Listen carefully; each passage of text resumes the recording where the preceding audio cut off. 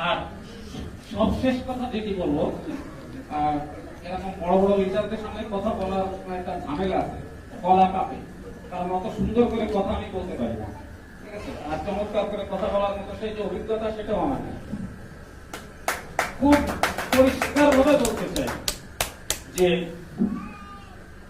DXN এর মাধ্যমে আলাউদ্দিন সুমন যদি পারে, ইয়াসউদ্দিন ফরাজি যদি পারে, আলী নূর যদি পারে, হাবিবুর রহমান যদি পারে, শামীম হাসান কেন পারবে না?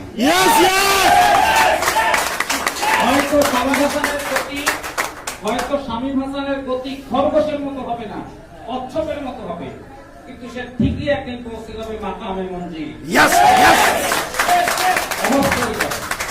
শুধুমাত্র আল্লাহর কাছে এইটুকু বলি, তুমি আমার আইনটা রেখো, কারণ আগামীকালকে আমি মরে যাবো কিনা জানি না, কিন্তু আল্লাহ যদি বাঁচায়